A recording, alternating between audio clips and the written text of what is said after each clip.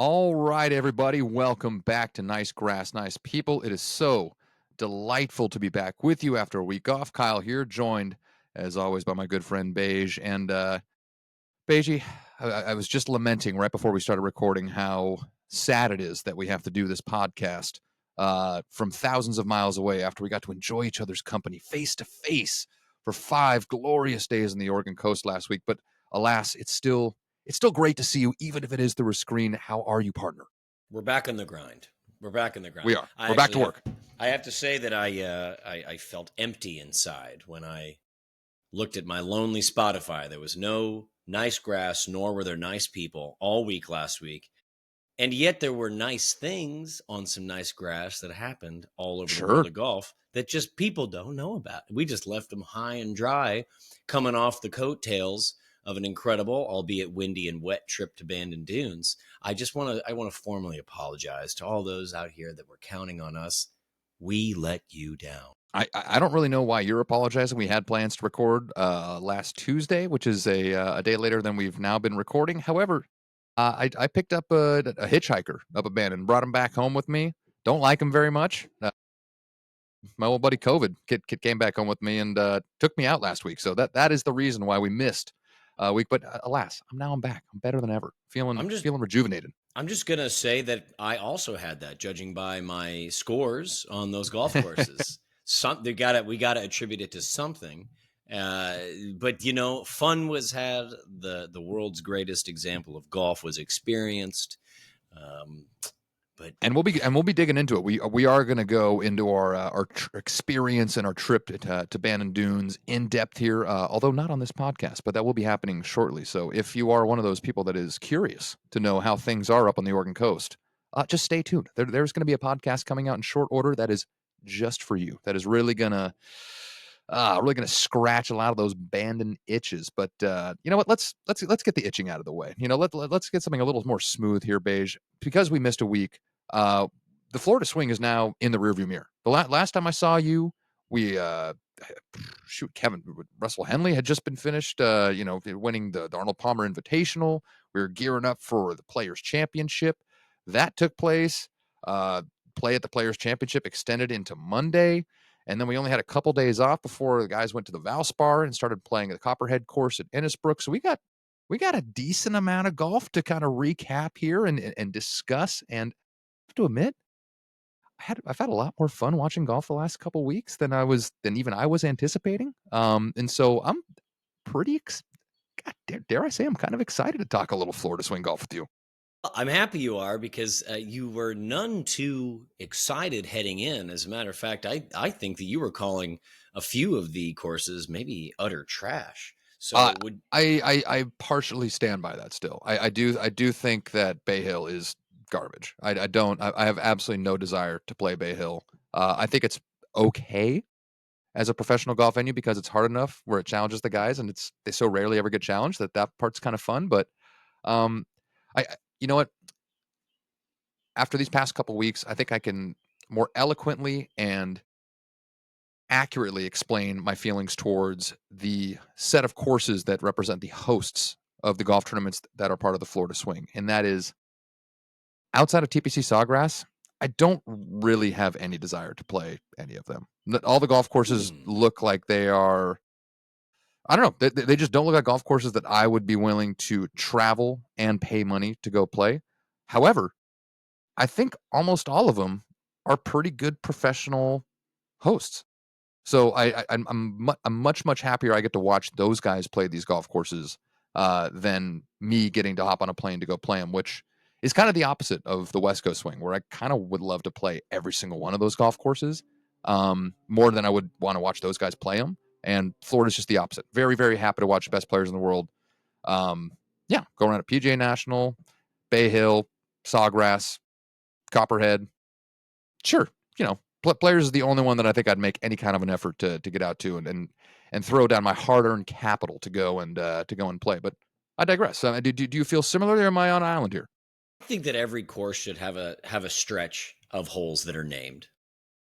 I could not agree more. So you've obviously got Amen Corner, which is one of the most, we've said this on here before, probably the best arena, the best sports watching experience that No exists. doubt. But don't you love that, albeit, a difficult course, some might say it's not that exciting, but PGA National has the Bear Trap. Innisbrook has the Snake Pit. The Players' Championship hasn't really named it, but 16, 17, 18 is a stretch of holes that are extremely fun to watch. I mean, I hear some people just refer to it as the stadium, like the stadium within the stadium course. I mean, I think for how for how many marketing and branding officials the PGA Tour is has in its employ, I'm a little surprised they haven't come up with something a little bit better for that 16, 17, 18 stretch, because it is, as you mentioned, it is very, very worthy of a nice moniker, a nice tagline. Because I think what you need is, you need it to be viewable by fans. You can view at least 2 holes by fans, and then the players can also see it. Because when you're walking up to the 16th green, I don't know if you've had the chance to play Sawgrass yet, but when I you're have not. walking up, okay, I'm one of those fellas. You're one of those guys, huh? I'm one of the haves, and I'm talking to a Hey. have-not, apparently. When you walk up to the 16th green, and what an exciting par 5 that is. There's trouble on the right in that pond. Mhm. You're already looking at that For sure. 17th island, and you're Checking thinking, out that 17 pin location, trying to figure out what you got to do, what's club you got to hit, the yep, shape you got to hit it. Of course, love let it. me finish up whatever thing I got to do here on 16. Is it an eagle putt? Is it a birdie? Is it Steve, and he's trying to scramble for double bogey and get his head on straight so we can hit at this island green? There's something there. And then the walk to 18, knowing, okay, whatever happened. But if I pole hook this in the middle of the lake, my tournament is over. So at all 3 of those courses have great stretches. I don't really know that Bay Hill has one, so maybe that doesn't qualify them. But looking back at the 4 tournaments, I'm kind of sad to see it over. Yeah, I kind of am as well. I mean, I know when we did our Florida Swing, pre-Masters tournament preview, as you mentioned, I did kind of dump on the Florida Swing. I do recall kind of liking Valspar. I think I put it 4th. I didn't want, I ended up putting the Arnold Palmer 3rd just because of the field. But in hindsight, man, I had so much more fun watching the Valspar this past weekend than I did watching the Arnold Palmer, despite the field not being quite as strong. Although the Valspar, sneaky awesome field. A lot of Yeah. lot of the lot of the best players in the world stuck around to play the tournament, just a few days after the Players Championship, which ended up being great for all the degenerates in your life, like myself, who had the option to watch March Madness and tons of awesome college basketball and follow your bracket. For all those people that just decided to punt on that idea and just watch a mostly meaningless PGA golf tournament in Western Florida instead, I'm right here for you. Just know that you're seen. I'm here and I see you and I'm with you. It was He awesome. stands with you. He stands with you. I stand with you. Well, it's tough because we have 2 good tournaments to recap. Obviously, the 5th major, as it is called, probably deserves a real long conversation, but in an effort to squeeze a lot into a little bit of time, I don't think we're going to go play by Yeah, we play. probably won't go too deep on the players, just because with it being a week in the rearview mirror, I think there's all the analyses that you would want is probably out there.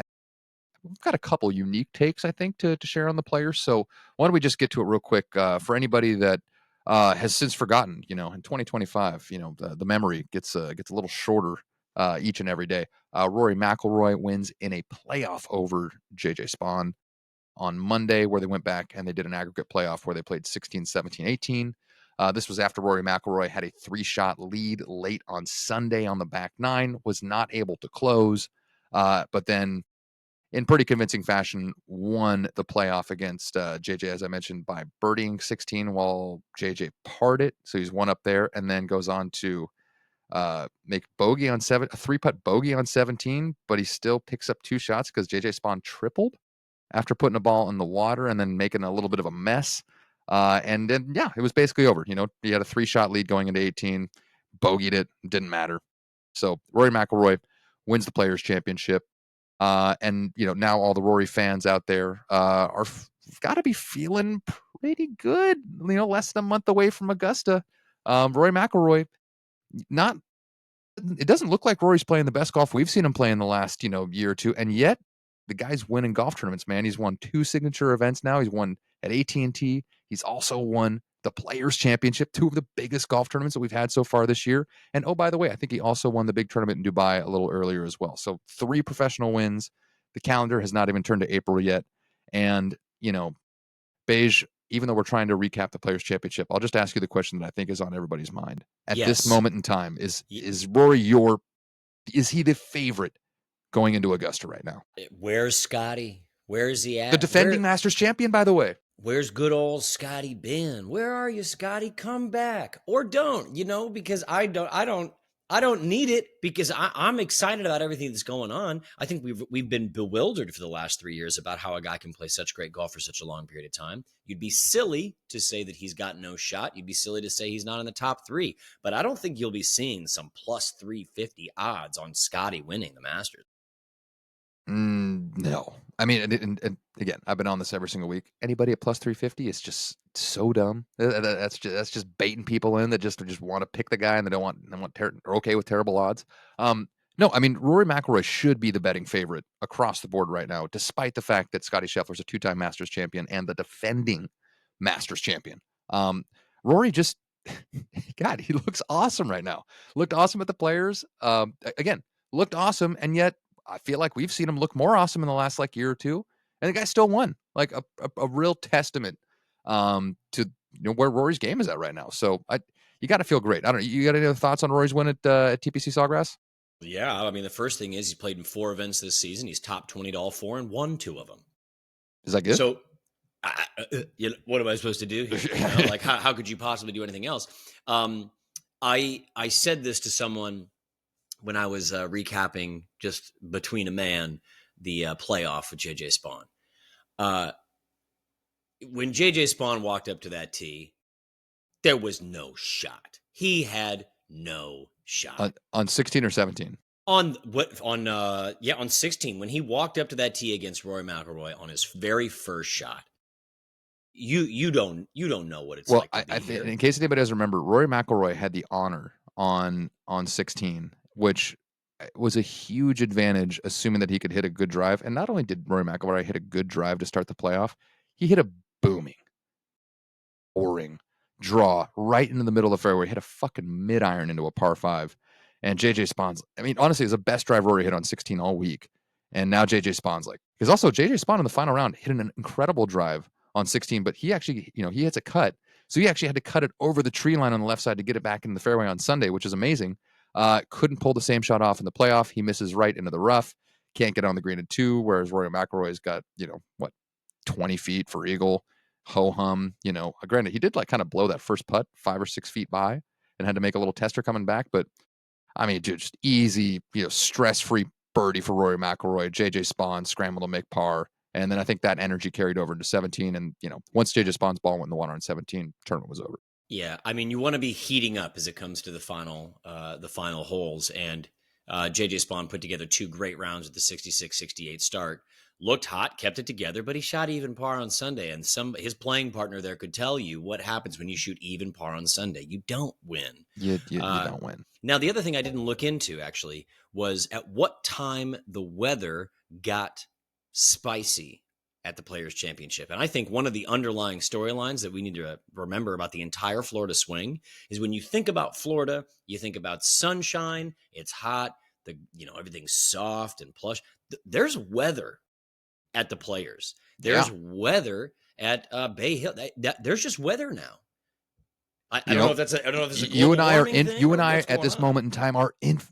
Very, very intimately familiar with the kind of chaos that Brother Nature can bring down on a round of golf. And he was not really cutting these guys too much slack. And I have to admit, I think that's part of the reason that the Florida swing as a whole kind of ended up being a little more entertaining than I anticipated, is because we actually got some weather, man.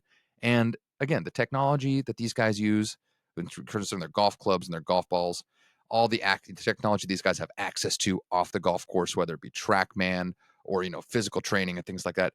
It's so overwhelming and it's so good that really, at this point, the only thing we really have left to really challenge these guys to kind of take them out of their comfort zone is weather. And, I mean, we're probably still a couple years away from being able to control the weather. I'm thinking it's probably not a good idea to, be doing that in the first place. But hey, we'll save that one for the, for the theology podcast or whatever, kind of large scale, non-golf podcast we end up hosting. The weather was amazing and it made for great golf. It really did. And I have to say one thing moving away from Rory, props to you. One item before I move is it's funny how all the Harry Diamond haters are quiet this season. Remember everybody was saying, yeah, what's Rory doing with that caddy? We got to move on from Harry Diamond. They're awful quiet. They're Hand awful up. quiet. Hand up. I'm one of those guys that think, here's the thing. I still feel like Rory would probably be better off with a really, really great caddy on his back. And again, that actually is disrespectful. I shouldn't. That's insinuating that Harry Diamond's not a great caddy. I've never had him carry my bag. I've never talked to Harry Diamond. In fact, I don't even know if I've ever heard Harry Diamond speak. But what I Just a do little know is point. that he's Rory McIlroy's buddy who doesn't have any professional caddying experience beyond carrying Rory McIlroy's bag. And if you put Bones on Rory's bag, and they were able to get along, and I think it's probably better for Rory McIlroy. That's all I'm saying. Well, who knows? But you know what? He's I got 2 wins of 4. And he's batting as a 500. good friend once told me, I'm always willing to be proved wrong in my favor. So if Harry Diamond wants to stick it to me, then more fucking power to him, and I hope he does it. Well, I know that guy. He's a smart guy. My three main takeaways from the whole Florida swing are Sure. this. Yeah, The first great one that call. I mentioned. The first one that I mentioned was the weather. You don't think about it. It plays a factor. The second one, I sat here on this podcast leading into the players, and I said, you know who you got to watch out for? Mr. Bud Cauley. And there was a hot moment that we thought that Bud Cauley was going to win that bad boy. He fell off a little bit. Where did he finish again? He was Top 10. T6. Yeah, top 10. And then he followed it up at the Valspar, looking like he was going to win that too with a great late run, shot of 66 on Sunday, T4. Dude, I don't know. I got some Nostradamus in me. You want to place some bets? You show up here to the NGNP podcast, and I'm going to lay some fire on your DraftKings, baby. Ladies and gentlemen, when you get a chance to see Mr. Beige in person, make sure you ask him how many real American dollars he's been able to win betting on Bud Cauley these last couple weeks. The amount is truly staggering. So that's just a little Easter egg for all of you guys. I'm quitting my job. But the next thing is my third takeaway that I have to kind of share. I'm going to share with the two guys. One is that Justin Thomas, I think you just go ahead and say, is back if he was ever gone. We've got a really great showing in the Players Championship with that sneaking by from in the cut and then shooting a 62, kind of flubbed, maybe setting a course record there. And then he follows that up with a super solid, like I'm saying, heating up on the weekend, 73-70, 65-66, and maybe left some on the table on Sunday. By the way, he made the cut on the number again at the Valspar. Yep. I mean, you change a couple shots that happen early on, and like this guy's number one in the world. But I'm having to share that one with Victor, and I think we should probably move on even to the Valspar. Yeah. So as the second part of the second half of the Florida swing that we're catching up on, Victor Hovland ends up winning the Valspar Championship by one stroke over the aforementioned Justin Thomas, who was hot as a pistol on the weekend. Had a bogey-free round going on Sunday. Was 7 under through 15. I think he had a 3-shot lead at some point on the back nine on Sunday, which is crazy because I have to admit, the leaderboard and the Valspar, as I already mentioned, was awesome. There was one point basically when the leaders were making the turn on Sunday where there was like a 3 or 4-way tie for the lead, and then there was another 5 or 6 guys all tied 1 shot back, which is just, I mean, that's a golf fan's wet dream right there. But despite all that, despite all the names we were seeing on the leaderboard, there were a couple of very notable names, guys that have been there before, that have won big tournaments before, and you just had a feeling that it was going to kind of come down to one of them, and hopefully maybe 2 of them battling it out for the win, and that is exactly what happened. Coming down the stretch, you got Shane Lowry in the mix, who, by the way, Shane Lowry hit the ball unbelievably great all week, just couldn't make a putt. If he had even an average putting week, probably ends up winning that golf tournament. Billy Horschel looked great on the weekend. It was fun seeing him in the mix. We were going to add shot of the year, hole of the year for Billy Horschel. Yeah, it's got to be right. It's got to be. For anybody that didn't see it, I encourage you to go online. Billy Horschel hit a fucking left-handed golf shot, turned one of his wedges upside down. Honestly, one of the most beautiful golf swings I've ever seen. Left-handed golf swing. It's better than mine. Knocks it, from the trees, knocks an upside down backwards wedge to like 35 feet and then fucking cans it for birdie. got to be the most impressive golf shot, impressive birdie I've seen on the PGA Tour all year. It was awesome. Cannot say enough positive things about how awesome that was to watch. So congratulations to Billy Ho. And then, of course, you had Justin Thomas and Victor Hovland fighting out who, you know, this tournament sometime, I shouldn't say sometimes, very, more often than not, this tournament kind of tends to produce a pretty fun Sunday. And a lot of times it produces good winners. Um, and for this to be like a battle between two guys who are, I think, among the most popular professional golfers in the whole world, certainly some of the most well-known professional golfers of the last 5 to 6 years, but also guys that are simultaneously coming off kind of down, down stretches of their career. Victor Hovland's last year was, by all, by anybody's standards, was just bad. The guy was literally was the best player in the world at the Ryder Cup in 2023. Of all the best players, best golfers in the world were all playing at the Ryder Cup. And at that moment in time, Victor Hovland was better than all of them. And then he comes coming out off of the Tour Championship right after that too. He's the best player all year. Yeah, and then he just comes out and lays a fucking turd, just a huge turd egg on 2024. Is basically just terrible and non-competitive most of the year. And kind of started this year the same way, like 3 straight missed cuts going on this week before he wins. Even his post-run interview today, he's kind of, or yesterday, he's still talking like, I don't know, man, still kind of ass. Like, it's kind of nice to get a win. I don't really know how I pulled it off. I know how I pulled it off. He gained 7 strokes on the field putting this week. His putter was like an absolute, as Min Woolley says, the putter was an absolute weapon. And a lot of times that can fix a lot of mistakes. We've always said his Achilles heel. He's said his Achilles heel has been chipping, and I guess the best way to get better at chipping is just not to chip and just drain a bunch of putts. Yeah, be bad at chipping. It's like, shit, I fucking should have chipped it to 2 or 3 feet instead. I got a fucking 9-footer. It doesn't really matter if you're making them all, man. That's just nice. And you're right. What a rotten start to the year with 3 missed cuts in a row. Hasn't topped 20 all season. Goes out and wins this. I have to say something that I think is kind of fun that nobody really cares about while they're playing is Victor Hovland jumps from 19th in the world to 8th in the world. And that is 1 spot ahead of Justin Thomas. Love that for those guys. There it is. A little duel going on there. I was checking because in addition to that fact, I thought, how far has Scotty dropped down to meet Rory? Because remember a couple of weeks ago, I thought we were under the impression that he had to miss like 4,900 cuts in a row. Yeah. Here's the thing. Rory started off pretty hot. We said Rory's just going to have to win everything Rory started off so far, so good.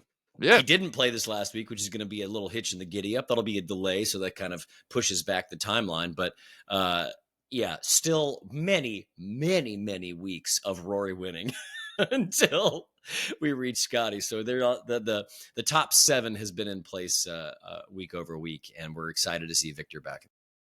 Yeah. I love Victor Hovland.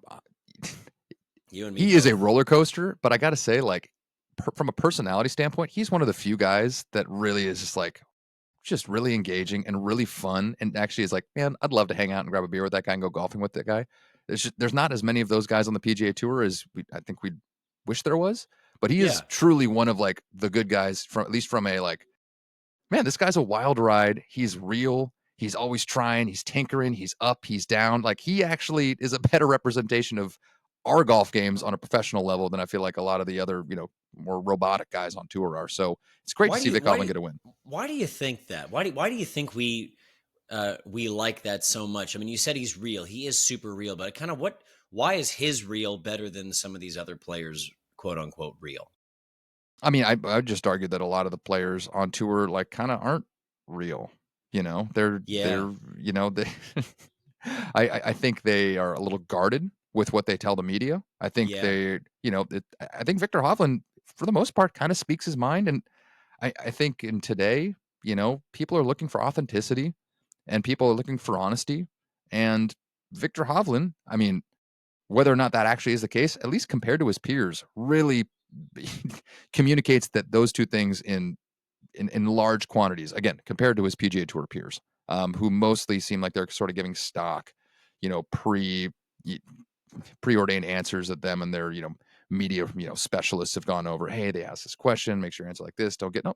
Victor's just willing to just talk it all out. And like, I really appreciate that. And I know a lot of the fans appreciate it as well. Cause hey, man, if you're a golfer, you've got your own ups and downs too. It's nothing is for sure for more than 2 or 3 days at a time. So to actually see that those guys at the highest level are going through the same thing, or at least one of them, in the case of Viktor Hovland, is willing to let us in and show us that it's not, it's very, very different, and yet there's a lot of similarities, between them and us. It's just really cool.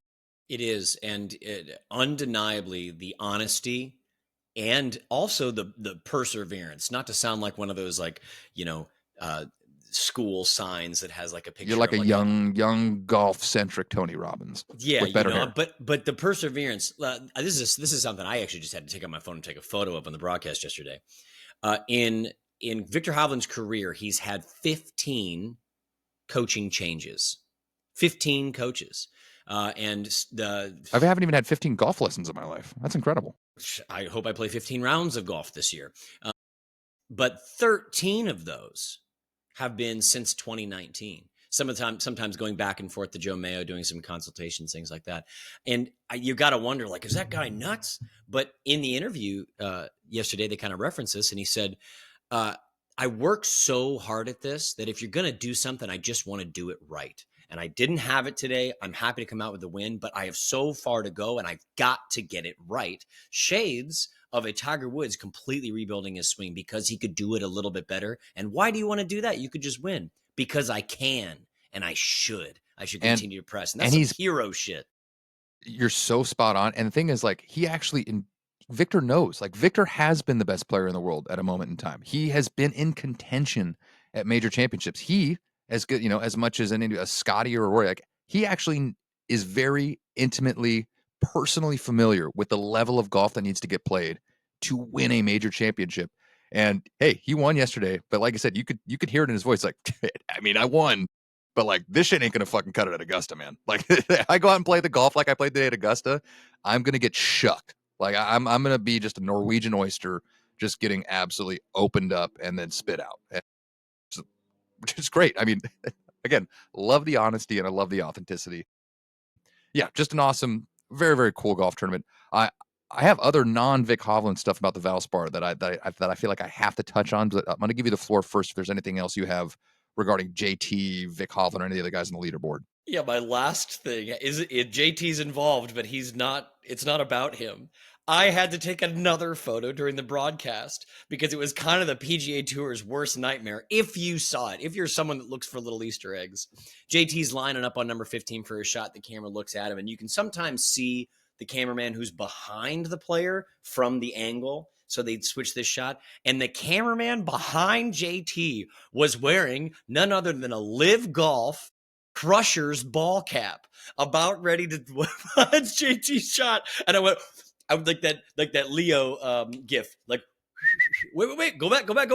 And I rewound my YouTube TV, and I was like, holy shit, dude. That is the worst case scenario for the PGA, and a lovely little look for Bryson and the boys over at Live. Hilarious. Fantastic. Absolutely fantastic. The couple things that I had to touch on were also media related.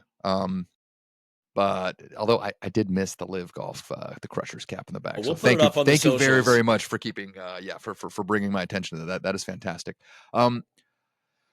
I think at some point, at one point in time, we're going to have to go into like a full, play-by-play analyst power rankings. It's something we've done on this podcast before, although it's been a few years. I think an annual kind of, power ranking of, the analysts and the play-by-play guys in golf is something we should be doing because golf media specifically is a fascination for me, almost even more so than the golf itself.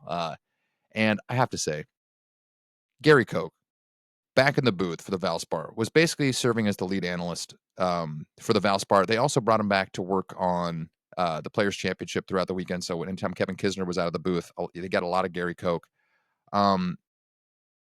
Gary Koch is so fucking good at this.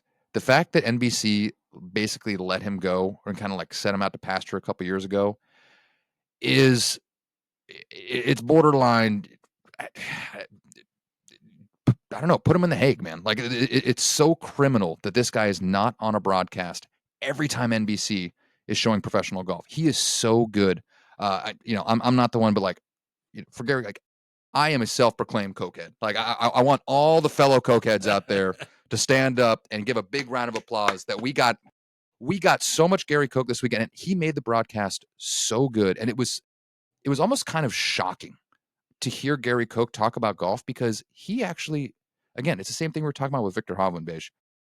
The honesty that you get from Gary Koch, it kind of makes you kind of almost like it feels a little unsettling because like, man, I'm not used to hearing the lead analysts like talk about bad golf shots and like criticize players. I mean, really, that's what professional golf has been searching for ever since Johnny Miller left. He was the only guy that actually had the gumption and the stones to actually like, man, that was just a bad golf shot. That's a pretty unexcusable leave. Like, he's not going to be happy. Like, bad job by him. Like, like I really do like Trevor Immelman. You're not getting that from Trevor Immelman. Kevin Kisner seems like a rad guy. Would love to play golf with Kevin Kisner.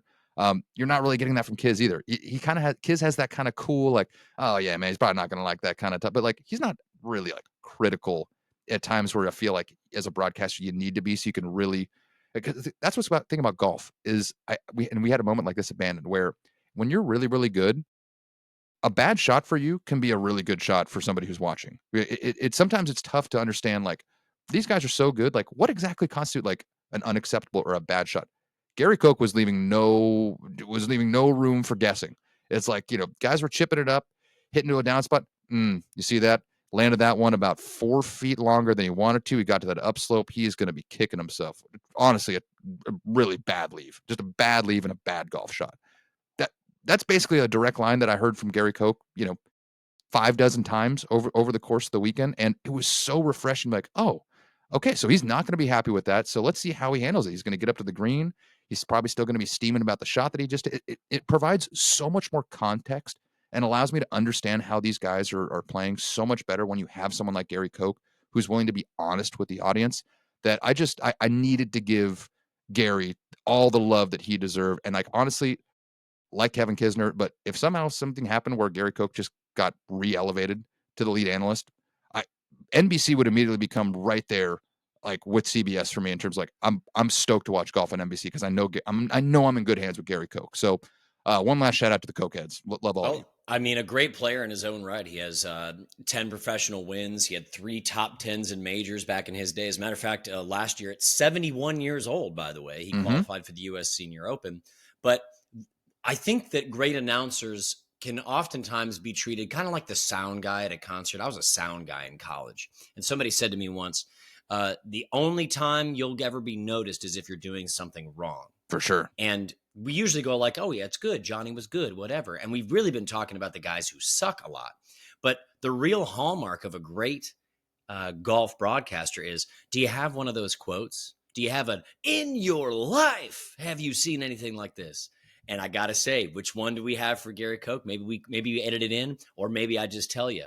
Is it better than most? Better than most. Yeah, that's what I mean. Better than most. Dude, that's what I'm talking about. He created an iconic soundbite, and Jim Nantz does that too. All Jim Nantz has to do is roll to the microphone and go, hello, friends. I know, and we're all so like, good. oh, I've been taken to a place. So yeah, dude, give the man his flowers. I wasn't even thinking about how much I missed him until we heard him.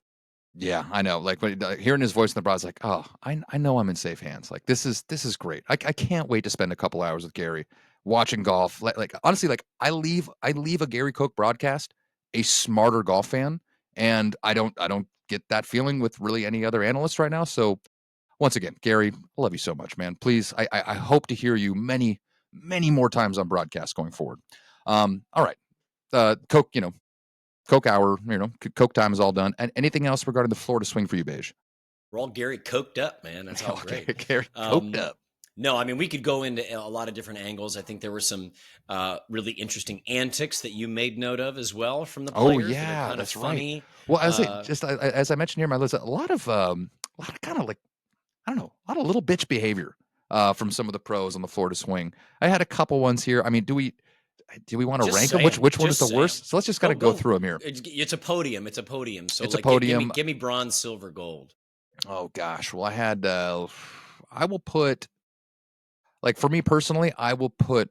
I think Rory taking the fans' phone as maybe our bronze medalist. I think somehow him winning the Players' Championship sort of redirected people's attention and memory towards the win as opposed to the really weird like snatching a phone out of like a teenager's hands because they kept talking about how he was a choker or something. I don't know.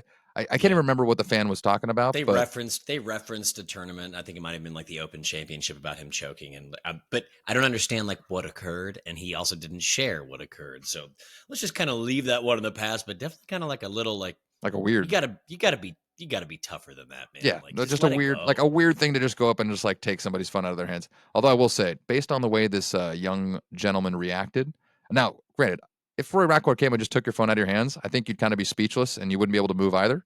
But also, the reaction made me feel way less upset. Slash, like, I, when I saw the kid and I saw his reaction to Roy taking his phone, I just didn't really feel that bad. I was like, that kid probably actually deserved something. But probably not to have his phone taken away, but that kid was probably being a shithead. Yeah, he What are you looked gonna like do? he sucked. Let's be Yeah, he honest. looked like he That's your sucked. that's your bronze.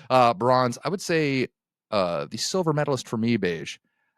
Lucas Glover's "Woe was us" comments regarding the rollback and how he doesn't like the rollback, and he just wants to know when people are going to start sticking up for the players. He wants to know when people are going to fight for their right to have all the equipment that they want. And I got to say, Lucas, just fuck off with all that, man. Like I was on your team when you started doing, criticizing the aim point fellas, and you were just talking about pace of play. I was like, you know what? Maybe Luke Glover's got some things to say. And since that point in time, Lucas Glover has done nothing but just provide us with absolutely asinine sound bites that are really help show his ass as a, you know what? You are not the thinker that we were starting to give you credit for. So you know what? I'm just going to take back any complimentary thing I've said about Lucas Glover over the past year, and just going to do away with it. That's all I got. It hurts because he's like, what is he, 43 years old? Got an And awesome golf. Like I fucking love Lucas Glover's golf swing. Like even it's kind of homemade, but it's so sexy. He's such a flusher. Like I like Lucas Glover the golfer. Lucas Glover the man. Actually, no, that's not fair to say. Lucas Glover the professional golfer, not hitting golf balls. I think Mega Tool's probably a more accurate descriptor for him. Anyway, yeah, I mean he's old enough and he's got that great game, but he has kind of taken that as an opportunity to start speaking up on this whole, yeah, woe is me is a great way to put it. There's a lot of that going around in sports right now because well, um I'm gonna let and if there's anybody out there with a golf podcast that are looking for big segment ideas, I'm about to give one of ours away here coming up, and I don't I think it's almost about time for us to do a U.S. professional sports pampered fuck rating or pampered fuck power rating. I think golfers are really putting their hand up as the single biggest pampered fucks in United States professional sports. The guys in the NBA that like to sit out half their games, but then also bitch that they're not making enough money at 60 something million dollars a year. They're pretty fucking high on the list. Football players, they're not going to be on the list. I'm just going to tell you right now. Anyway, I I'm not got going to one. ruin it, but the pampered Well, fuck rankings are coming. another one that we're going to have to include is the Players Association of Tennis is suing Yes, the ATP I did see that. because they said they're not making enough money, and they said the season is unsustainable because it's 11 months long. First of all, your career is going to be like 8 years if you get a chance. Okay, you don't just get to Novak your way forever. And then the ATP was like, over the past 5 years, the pool has grown by $70 million, and I think that they're looking at this going like, but look at golf. And I got a great piece of advice for you. All you got to do is let this one player called Saudi Arabia come in, and it'll fix everything. Yeah, Because then it'll go up by $1 billion, and everybody will start making $4 million a week for just shitting their pants. Like it's sick. great. Yeah, So do that. But yes, the pampered. I love this. The pampered pampered fuck fuck. power rankings are going to be coming to Nice Grass, Nice People at some point soon. So I just want to let everybody here know to very much look forward to that. We may have to bring in a third chair, so it's not just you and me, just racking on these guys back and forth. Might have to bring in an arbiter, or Let's call let's, an ombudsman of sorts to let's come call and Gary. yeah. Let's call Gary Koch and see what he says. Oh He my might be able to gosh, get some Gary time. would be phenomenal on this. Who who, I who got, takes the gold medal in this? Because you've just covered bronze and silver. it's Colin Morikawa. Colin Morikawa, with the whole you know, I don't owe anybody anything. The media is like shitty. I'm out here signing autographs for fans, therefore I don't have to talk to the media. It's just like this very pampered fuck behavior. I just that it's totally lost on me. I'm not buying it. I become slightly less of a Morikawa fan every time I hear him talk, and which sucks because he's got an awesome golf swing. So I don't know. Am I on an island here? I liked that he took a moment to look into the camera and say, and for all the Brandel Chamblees out there, Yeah. I don't know you anything. It's like, hey, man, you're a super rich man. You're an incredible golfer. But like nothing about that hard stare into the camera, I think, was striking fear into anyone's soul. It's like, like an angry fifth grader trying to punch above his weight and getting a fight with a freshman in high school. It's like the reverse bully is not working here, man. I'm sorry. But and yeah, regardless, like nobody cares. No. Like I don't honestly, like care. if he really doesn't want to talk to the media, like he could have just not talked to the media. And then when they brought him like, hey, like why don't you talk to me? He's like, honestly, man, I was so fucking pissed. Like, sorry. Like I just didn't like. Done. I think everybody would have been like, that kind of sucks, but like, all right, next thing. But like to like really make it a point that's like he doesn't have to. Like that was again pampered fuck behavior to a degree that is borderline unsettling as a professional golf fan. Did not like that one bit. And then doubling down, like coming back like a couple days later, and be like, yeah, just want to clear the air. Definitely not sorry.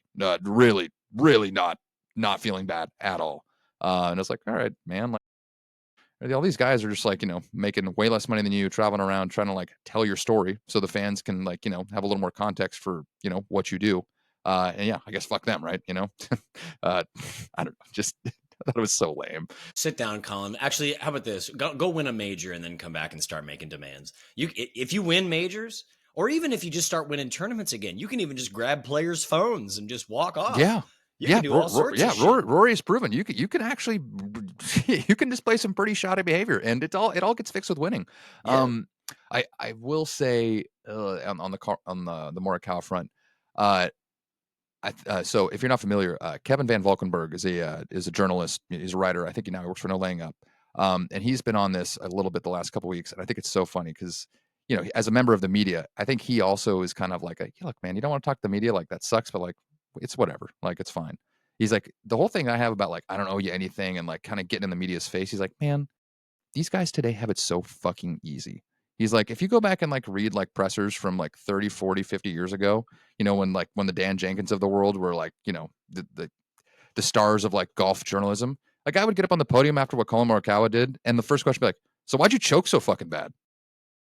Like those questions aren't getting like the guys now have it pretty damn easy compared to everybody who's had it in the past. So to then double down if you're Colin Morikawa and really lean into not being okay with it, it doesn't look good. So, all right, that's all I got on that front. Are we time for a little lesson in golf history with Professor Beige? All right, class. Call this meeting to order at whatever time you're listening to it. It's time to pull out your history books and turn to the days of March, I don't know, like 16 to 28, because we missed a week, so we're kind of doubling up. Let's what do we have in the middle of March in golf history? Second half of March golf history. Just the second half. And, I've thought about, having tons of items, but I realized that in previous sessions of class, I've thrown so many at you.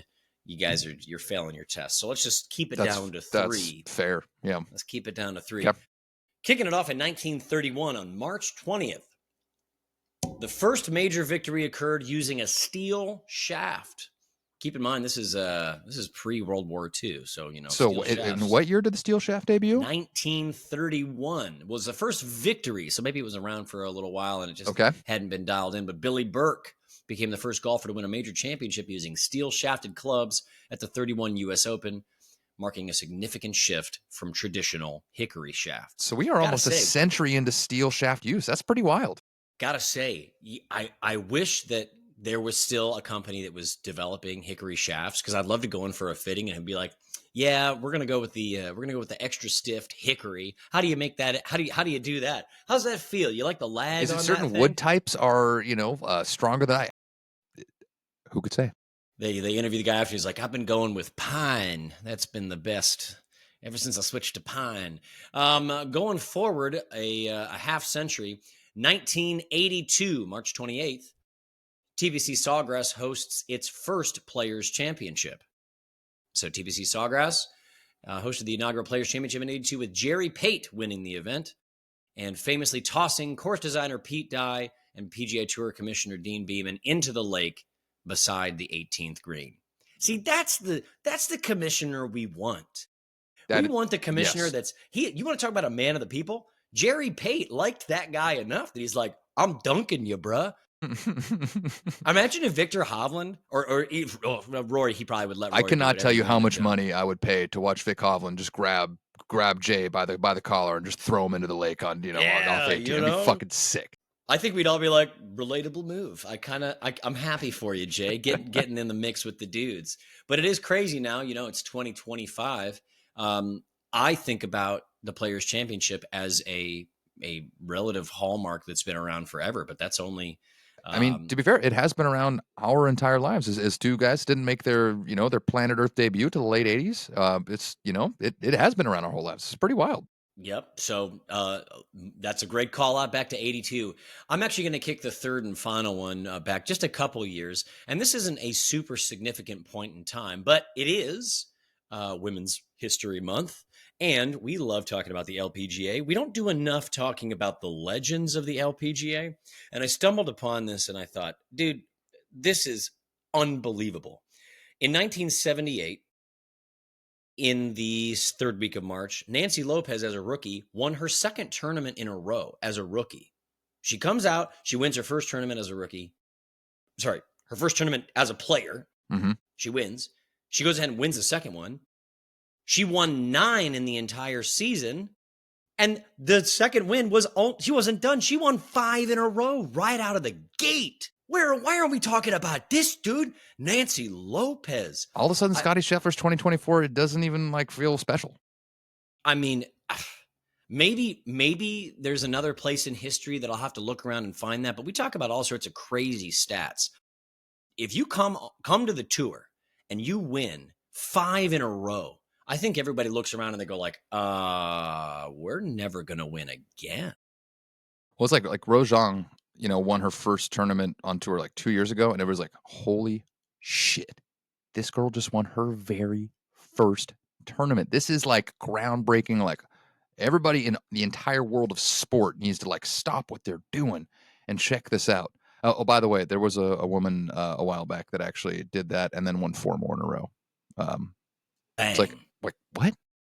Well, I think we all know Nancy Lopez, and I think she is the victim of just happening too early, because I don't think many people paid attention to the LPGA back then. But I mean, got to be right up there with one of the most iconic streaks of anything that's happened in the sport. So couldn't help but mention that. Truly. So there you go, folks. It's a pretty short lesson today. We got 3 quick hits. That's this week in golf history. First of all, great job by you, Beige. I didn't realize that we've been using steel shafts for almost 100 years right now. If you had asked me before you would learned me up on that, my guess would have been in the 50s or 40, maybe late 40s or 1950s when we would have switched to metal shafts, but steel shafts, excuse me. God, that's awesome. Well, fascinating. The Bobby Jones Grand Slam, that was in 29, right? No, that was in 1930. So this was the steel shafts were coming around, and he was probably playing against guys who would probably introduce that. Mm-hmm. The first major was won a year later with the steel shaft. Dude, there's actually a reality that is when he rolled out with that steel shaft and he was out driving people and he was driving it straighter and all that kind of stuff. They might have just been like, the steel shaft is the new way to go. I don't know. If one major is won, I think everybody goes to their coach or they do whatever. And they're like, what do we got to do? We got to match what's going on here. That's crazy. How about it? Man, very, very cool stuff. Oh, wow. Okay. Well, I think I know what time it is. And it's time for your favorite portion of the podcast. Dude, hit it, DJ. Put your dancing shoes on. Hit it. Well, dude, there's a really nice horn part. It goes, ba, ba, ba, ba, ba. Yeah, that's a banger, dude. Okay, it's almost it almost turns into an Avengers theme song. It does a little bit. The funny thing is though, I feel like that last little part is da, da, da, da, da, da. It should just end, but there's just 10 more seconds of just some follow up horns that are coming. It's how do I? But I don't know. I don't want to cut it short either. It's so beautiful. If we get better at it and it goes da da da da bum dum dum, then we'll go good evening and welcome to the evening news, and we can actually get into it because that's kind of what I see. Good evening and welcome to Nice Grass, Nice People breaking news. Tonight on the news. So let's see. Somebody died. Okay, sorry. No, let me get this here. So today in the news, Tiger Woods has many, many, many things to share with us. Yeah. I don't know where to start. There's a couple Tiger news items at the top page. This is your favorite sports team. Where do you want to start?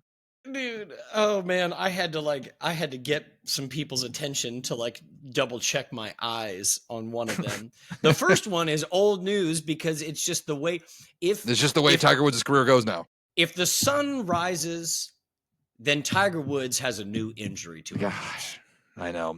So if anybody was unaware, this news broke about a week and a half ago. Tiger Woods is out indefinitely with a ruptured Achilles. The second Achilles that he has injured. This one is fresh. He's injured his other Achilles before. This one is now done. He has already had surgery. He is going to be, quote unquote, back in 2026 at the earliest, if he's back at all. Are you sure you didn't read that incorrectly and they said he's going to have back surgery in 2026? Honestly, if you asked me, like, what is more likely? Tiger Woods has another back surgery in 2026 or he's back playing the Masters? I think the former is going to have much better odds.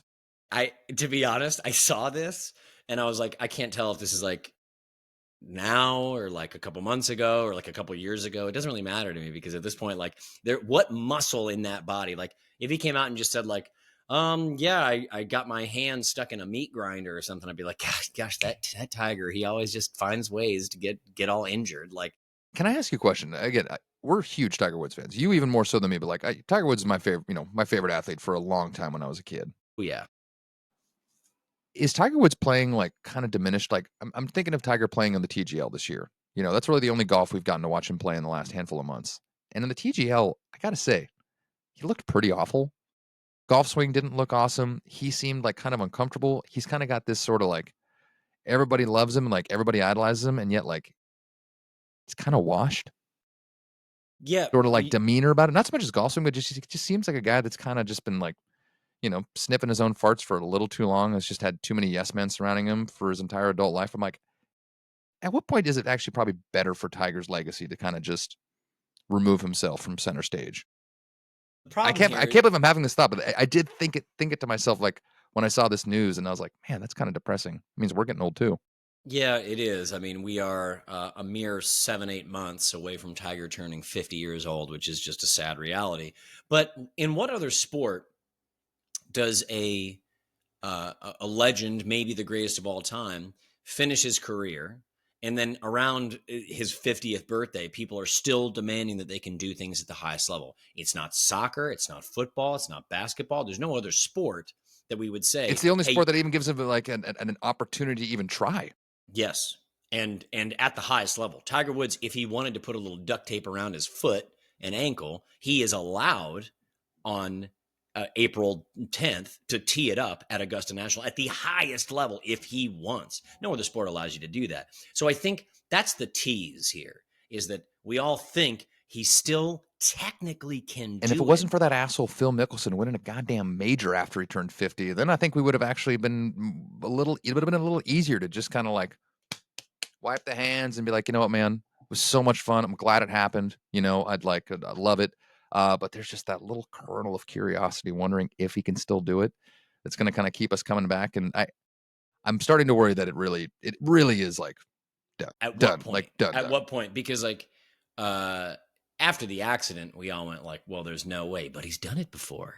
And then like he came out and he played the majors. He keeps making the cut at the Masters. He can't not make the cut at the Masters. He won't even finish the damn tournament, but he's going to make the cut. Sure. So you're like, I don't know. He's got a shot. So yeah, I mean, I just keep going. I guess rehab it, and I guess come back, and I guess hit some great golf balls and give me something to be excited about. But he's got to come back. Jupe Links needs some. They need to prove themselves worthy of being a TGL franchise again next year. It was bad look for them this year. The TGL actually is playing right as we speak, and I don't think either of us really. The championship match, or I say the really? first one, first of like a 3-part, 3-game championship match between Atlanta and New York. Man. We need to be better. We need to be better. Oh yeah. No. I'm going to be covering the TGL championship at length. When you're on sabbatical next week, and I'm here, I'm going to be covering it at great length. So fear not. It's going to be okay. Okay. All right. We may have to call across the Atlantic to get a couple thoughts from you, after everything, because this is exciting stuff, Beige. I'll be interviewing people on the streets of Liverpool and see what they think. But the funniest part about this is it's not the biggest story that came from Tiger Woods this week. No, and the biggest news is all dropped in like the last 24 hours. All I have written in the notes is all capital letters. Love is in the air for the big cat. Tiger Woods announced on social media that he has a new love interest, a woman who has really grabbed him by the heartstrings and has, made him, turned him into, he's experiencing young love once again, and couldn't be more happy for him. At least that's what I thought until I found out that he is now dating Donald Trump Jr.'s ex-wife, which is a choice. I don't know, Beige. I don't even know how to feel about this. I don't know if I can be trusted with anything Trump related on this podcast, as you know. We are gallivanting on some thin ice. I think that, love who you're gonna love. I think that if I am someone, okay, I think Matt Damon is the coolest example of what you do when you're a celebrity. When you're a celebrity, you're like, I want privacy. And I met somebody, they have nothing to do with public life. And that's where I'm going. Obviously, you meet somebody, you fall for him, you go for it, whatever. Hey, yeah. It is what it is. The heart wants what the heart wants, Beige. Yes, it does. But I would think he'd be a little strategic at this point and just say man, can I just kind of keep it down a little? Instead, he went to probably a global news level of a well, I like decision. Also how in the social media post where he announced that he was in a relationship, he didn't mention her by name, and two, announced it on social media and then asked people for privacy, which I was like, I get that you're just people are going to find out regardless. So I might as well hear it come from the horse's mouth. But I don't know, man. Ask people for privacy on social media. Kind of that doesn't check out. That's yeah. Well, you kind of got to wonder if there was some sort of PR pressure. I mean, Tiger Woods as a brand. What's the number? Is it $1 billion brand? Because he himself is a billionaire. Yeah. So, he's got things to look after, like the Sunday Red brand and all of his charitable efforts and things like that. So it might be hey, can we just go ahead and address this and move on? It's a very loud noise cycle and it moves very fast. So if we just do this, it'll be done and whatever. The thing that actually got me the most in the post, I can't believe we're talking about this. No, I can't either. But he says, I'm just going to read it. If you haven't, you probably already saw it, but I'm just going to read it. Tiger Woods, love is in the air and life is better with you by my side. That's super junior high, but whatever. We look forward to our journey through life together. Are you married? What's the deal? And of course, at a time like this, we appreciate your privacy and all that stuff. That's each one of those three sentences is kind of weird, but that was the strategy. That's how he's dealt with it. And I'm also a dude in his mid-30s who is on a podcast talking about a dude who's 50 and his dating life and his social media posts. So maybe I'm the pathetic. What the fuck happened to us? To give everybody a little context, as I said, this is not Donald Trump's daughter. This is his son, Donnie Jr.'s ex-wife. A little background on her. She's got a very her personal life section on the Wikipedia is pretty fascinating. During her teenage years, Vanessa dated local street gangster Valentin Rivera, member of the violent gang Latin Kings. Great. Next one. In 1998, she was linked with American actor Leonardo DiCaprio. Okay, we're back. Hey, had a little thing. I like Bad Boys. Yeah, I'm this gangster. But hey, then I got with Leo. It's all of a sudden good. Well, we all know that the second that she turns 24, she's too old. So her and Leo are done. And then get this. From 98 to 2001, this woman dated Saudi Prince Khalid bin Bandar bin Sultan Al Saud. And the relationship ended in 2001 when Khalid bin Bandar left the U.S. after his Saudi ambassador father was suspected of having indirect ties to the individuals linked with the Al-Qaeda hijackers of 9/11. Great. Okay. That's interesting. And then a couple years later. Holy shit. And a couple years later, she marries Donald Trump Jr., whom she has 5 children with. Yeah, and they were divorced in 2018. Yeah, and now she is dating Tiger Woods. Apparently, their relationship began in November of last year, so they've kind of been seeing each other for a few months now. Um, I don't know, man. I don't have anything to add. It's I fucking don't. weird. I think the best thing is like everyone come to your own conclusion. You ever heard of the phrase where there's smoke, there's fire? Maybe if it looks like a duck and quacks like a duck, it's a fucking duck, dude. I don't know. That's just maybe Tiger Woods is the next in line of bad boys or whatever. I don't know, man. I like. Can I add one more to yours that I've said on this podcast before, but I heard it a couple weeks ago, and I like it so much. When you plant potatoes, don't be surprised when you get fucking potatoes. All right, Dude, I don't know. I don't know. I don't know. I miss a time that I was like 12 years old reading Tiger Woods' How I Play Golf. Yeah. And like he was the icon and all this stuff. It's unfair for me to put pressure on just a dude who's really great at a game. So like I'm not ragging on him, but like it's just one of the things in his timeline that 50 years from now people will look back and they'll be like, damn, that guy was wild, like Babe Ruth wild, like damn. Could not be contained. All right, are we good here? Can we move on to some non-Tiger Yeah, Woods like I news think we items? better. I don't even know if we don't know where to go with this. Okay. You gotta.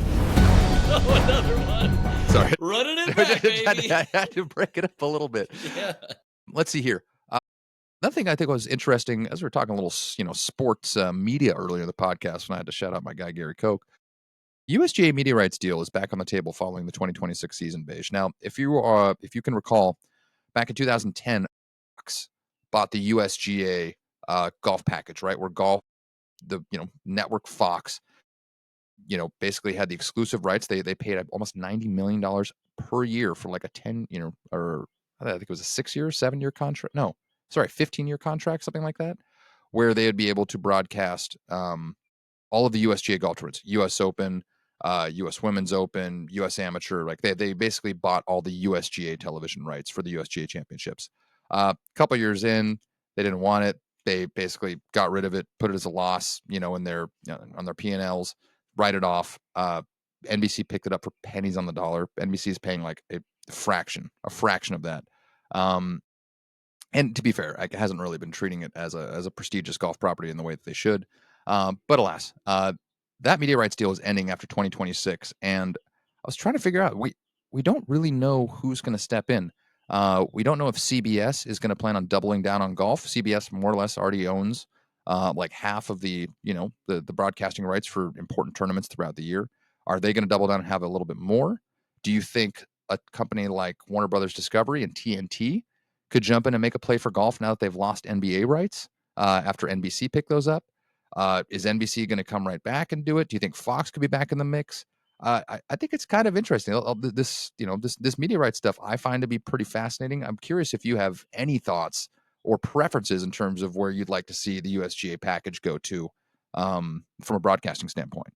So, boy, there's so many new players. Yeah, I mean, and that's, by the way, Apple. Yeah, Apple could step in and have it be kind of like a thing of Apple TV Plus. That's a streaming platform. It's kind of trying to find an identity beyond just like some original shows and movies. You have plays like Netflix, Amazon Prime. It's like doing all the football stuff now. I mean, there's so many more places that these guys can go to not only ultimately end up where you're watching their golf, but so many more guys that are going to be bidding on it, driving prices up. I don't know, it's kind of crazy, man.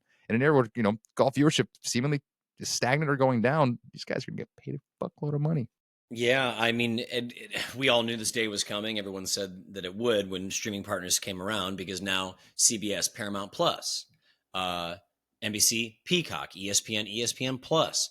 Uh, everybody's going to be doing the same thing. I do like the ability to put it on prime time in the most reachable way on an NBC, CBS, or Fox. I think that it kind of has to stay there for the health of the game. And with that, as long as NBC is not going to get rid of the golf channel, I really like things staying on NBC so I can flip back and forth between Peacock, Golf Channel, NBC. That's a nice little network for it to stay in. So like figure that out. Um, I just don't want it to go somewhere that people feel like they have to get another streaming service. Case in point, if you are a soccer fan, especially around the UEFA Champions League, the only reason I have Paramount Plus is because I want to watch the Champions League. I don't want to have to go get another one, you know? So if it is Apple TV, I have this practice that my little brother taught me. And he's like, dude, I don't pay for all these services. I wait until a show that I really want to watch, like a Severance comes up. I get a month of Apple TV. I watch the show and then I delete it. But NBC, Peacock, that whole thing, like that's around. That I have to keep And that. I think, without just delving into like the business behind streaming companies, I think that's why you've seen Netflix and all these guys, start to jump into like sports, essentially because I think what your brother's doing is pretty common Yeah. among people. Like they wait for a prestige show or a movie or something like that they've had their eye on, they sign up for the month, watch what they can, they cancel it. And then, once you've canceled a streaming service, apparently it's much, much harder to get those people to resubscribe again to your service again at any point in the future. And so I think the idea with the sports is that it's going to keep people subscribed. It's going to make it so they have something that they always kind of have to have the service to watch. And so from a business standpoint, it makes sense for the streamers. I'm also like you. I don't want any more streaming subscriptions. I'm over it. We I were feel in like like a sports should just be like like let the simpletons, the small brain folk like myself, just like find their sports in one place and like just leave us alone. yeah, I will say I had I an was gonna option that I say didn't mention before. Oh, please go ahead. I was gonna say we did have a fun little honeymoon period there for like 3 or 4 years where you could just bop around and you're like, dude, my TV is no longer, I'm not paying this like satellite or cable or whatever the thing is. That's gone. So Yeah. now I only pay like 45 for like 3 or 4 different streaming services. And now it's like, well, I'm paying my 75, Yeah, we're 85 back for to having YouTube. now. We're actually just back to having cable, except it's much more complicated because I have to pay several different people to get my cable package, which Yep, and is new passwords and all these, and everybody goes like, "Oh, we're gonna raise the prices a little bit." And you're like, "Ah, shit, I'm more fucked than I was before." well. I'll tell you what. If you could lock in Gary Koch as the lead analyst, give it to NBC all day long. I'm here for that. I hear what you're saying in terms of like, especially on the weekends, you get to watch the leaders play the first 7 or 8 holes on the Golf Channel, and then it goes to the the network for the back nine plus 3 4 hours. I tend to like that quite a bit.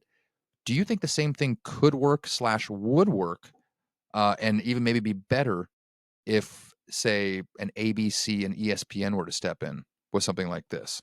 Well, if that happens, then you enter the Disney fold because then you have ESPN, Hulu, Disney, ABC. So it's Mm-hmm. almost like there's more options, which to me is like, fuck, the last thing I need is more options to look around. So like, yeah, that's not what I want.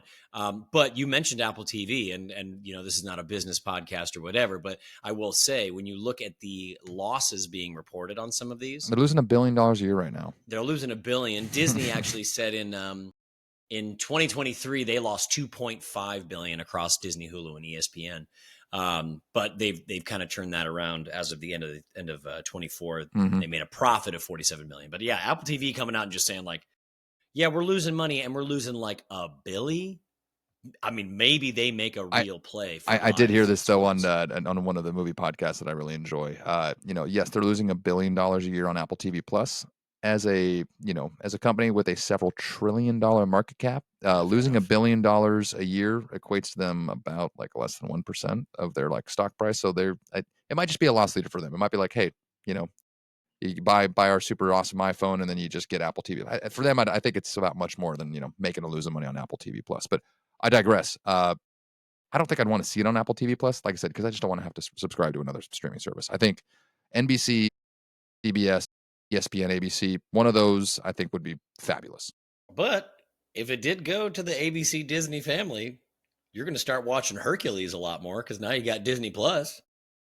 You're gonna spin back Hunchback of Notre Dame, and you'll be walking around in your house singing those tunes. You and I are like a year or two difference in terms of our age. I personally, as a Disney kid, like I love Disney movies growing up. My mom was actually of the mind where she wanted me to be watching all the same Disney movies that she was watching as a kid. So we had the whole Disney collection on VHS, and so I was watching a lot of old like Disney movies from like the 60s, 70s, 80s when I was growing up. And I do remember being taken to see Hercules in the theater and walking out being like, "That ain't it, dude. Not a fan of this. But then I feel like a couple of my friends are like, dude, that was my favorite Disney movie of all time. So I'm trying to figure, am I the one on the island? Am I a little too old? Why didn't I enjoy Hercules as much as seemingly many of our peers did? What a great parent taking you to see Hercules, because I thought you were going to say you were watching like Bambi and Dumbo and stuff like that. But dude, like Watched a the lot of those the at home. the golden age of Disney, man. When in the 90s, you got the Lion King, Yeah. Mulan, Tarzan, Phil Aladdin. Collins and Tarzan, dude. Fucking Aladdin, bro. You be in my heart. Come on, baby. I'll do that all day. Trashing the camp. I mean, the 90s. I wore the where shit it's out of my at. Lion King cassette soundtrack. I'll tell you what, that thing didn't even function by the time 1996 rolled around. Some might say a pretty successful project on the Disney front, but Mm-hmm. yeah, dude. I mean, that's something to consider if you want the young squire to be excited Well, yeah. about the classics. Maybe something to consider. Yeah. Well, I was say like, Hopefully, well, I was gonna say hopefully, like yeah. at home, I was actually like watching a lot of the Disney animated stuff, but for whatever reason, I was big Davy Crockett guy. Swiss Family Robinson, Davy Crockett, like the old like live action like Disney movies in the 50s and 60s had a lot of those going to my house. I even was Davy Crockett for Halloween when I was 5 or 6 years old, and then my mom heard me say something when I was playing in the side yard by myself, and I was pretending to be David Crockett, and then she overheard me saying something. I'm paraphrasing here, but like, "Hey, we got to take out the Indians," and my mom was like, "All right, we're gonna go ahead and toss that VHS into the Fair garbage." enough. Fair enough. There's some wild stuff. If you do play something like Aladdin, it'll say a screen beforehand that says It's like, the contents of this film are yeah, not the views of Disney and the organization, and in strictly for 2025, historical it's not content. quite as kosher as we all thought it was back then. But hey, you know what? Given where the world is right now and who's in charge, they might be mandating those alerts go away. Who could say? Listen, you live, you learn, you improve, you try again. Exactly. Exactly right. All right. So let's see. We got the media rights stuff for the USGA. We'll be interested to see how that shakes out. A little quick note: Fred Couples going to be competing in the Masters again this year. We weren't sure if we were going to get Fred for at least one more year, but we do. So very happy to see that Mr. Couples is back. Fred Couples, one of my all-time favorite golfers, and my grandmother's favorite golfer of all time. Actually, no. She started out as an Arnold Palmer fan, obviously, and then transitioned into a Freddie fan That's as actually a already really stepped away. nice. That's a really nice arc. I Mm-hmm. mean, Freddie's the man. I actually spent a little time watching the Hogue Classic on Sunday because I actually left Golf Channel on while I was doing some And chores. back kind of in your old neck of the woods as well. Dude, I'm telling you, I lived across the street from that joint. I played that golf course 5 times with our good buddy that we know. By the way, Mr. Newport Beach Country Club for anybody that wants to know down in Orange County. Oh boy, what a great tournament! Anytime you see the gloveless wonder with that silky smooth swing, the Sultan of Smooth. He is actually he really is the Sultan of Smooth. It's so great. All right, let's go to our last news item for the podcast here, Beige, before we start to put a bow on this week's proceedings. And this one is a couple weeks old, but we had to touch on it. Scotty Scheffler has been dealing with some crazy PTSD these last couple months. I mean, Scotty Scheffler sees the movies of guys coming back from Vietnam, and he feels seen, he feels heard. Given what he had to deal with at the beginning of the season, with the stem of that wine glass shearing right into his palm and just destabilizing the muscle masses inside of the best golfers in the world hand. And yet he took all of this energy, all this scar tissue, and he decided to, he's like, I want to meet my maker. I want to look him in the eye and I want to best him. So you know what he did, Beige? He came out with his master's menu, and this guy had the gumption, the stones, to not just make a slight improvement or a slight change to a master's menu from 2 years ago. He one-upped himself, and he said, you know what? I'm going to fight fire with fire. We're going to put raviolis on the goddamn menu. And I've been kind of walking around in a state of disbelief ever since. So I'm gonna hand it over to you because I don't know what else to say. And he said, "Damn it, I'm making it myself with a wine glass, and if it breaks, I'll put a little." It's actually going to be a ravioli bar, all of them handmade by me on site, with a little of my blood peppered in. But dude, actually, when you look at this, I love how off topic this is. But like, I'm not like a big diet guy. I'm not going to go like all Atkins or anything like that. But like on the list of menus, this is the heaviest thing, dude. Appetizers are cheeseburger sliders, firecracker shrimp, which by the way sound awesome with a sweet Thai chili and sriracha mayo. I would smash that. Please. But and cheeseburger sliders, firecracker shrimp, what I assume are breaded, and then meatball and ravioli. So already that's a full meal to me, and we haven't gotten to the main first course. First course, Texas style chili. Okay, if you think you're going out on Tuesday and you're not going to have gut rot from that alone, then you get to the main course of a cowboy ribeye or blackened redfish. Hey, listen, if you got to this point and you're like, yeah, actually, I'm going to take it easy and go with the fish, you're already this far in. Get that big ribeye. You're already done. You're already Get that big ribeye. And when you are now at 99.7% capacity, he's like, hey, now I'm bringing out this warm chocolate chip skillet cookie with vanilla bean. And you're like, this is going to put me to 110, and I'm shitting my brains out at 2 a.m. It's so aggressive. That's what's going on. It's so awesome, and it's so aggressive. Champions Dinner is Tuesday night, as you said, correct? It's not the I said Monday. I think it is Tuesday, isn't it? I think it's Tuesday. I don't think it's Wednesday night. They don't have it the night right before the actual tournament itself starts. So thank goodness for that, because like really, I mean, there's going to be some guys at the par 3 contest on Wednesday. There's going to be some wild bubble butt happening out of the par 3 course on Augusta for any of the past champions that actually end up competing in the par 3 contest, because that is a deliciously tough scene for anybody that's got sensitive stomachs. I mean, dude, Phil Mickelson having lost all that weight, and he's the new picture of health and all that stuff. There ain't no way he can put all that down. He's 52 years old now. Who on this list is going to actually house that? I think Fuzzy's going to take it down. Craig Stadler's going to have no problem. Craig Stadler's going back for seconds, and that's not a knock on, because Craig's a bigger man. Craig just gets shit done. So that's a compliment. Mark O'Mara will pack it down like a good grandpa. Dude, what is Hideki thinking when all that stuff's coming out? He's just like, hey, bro, what the fuck is this? I wish there was some way that we could like get metrics on like how much food was eaten by each past champion, like who ate the most, who ate the least, who skipped on what courses. I'd love to have a real breakdown of how the consumption of the champions dinner goes. Maybe that's something we can request. Augusta National is so good on so many fronts. To have that information available, I don't think is asking too much. I wouldn't be surprised if we get that in the next couple of years. I mean, dude, I think if there was a contest, an eating contest, it'd be tough to compete with Patty Reed in that situation. That's just not a fat thing. I'm not saying it's a fat thing. I would step in if I was the one that had made that comment. It would have been a fat thing. That would have been a lot of disrespect intended on my part. It's not a fat thing. It's a Texas thing. He's from San Antonio, and we all know what Charles Barkley's opinions are of San Antonio human beings. They've been wolfing down them churros. Hey, God loves big women. Oh my God! Breaking news, dude. What do we have? Breaking news. Don't play the song because I don't have time to even. Okay. For the folks that have never been to Bandon Dunes, it's what an incredible experience. It's really tough to get there, and it's really tough to get back. I ended up taking a red-eye flight so I could get back and on with my life and my business. We have a layover in Phoenix, Arizona. I'm there at like 11:45, about to hop on like a midnight flight to come back to Nashville.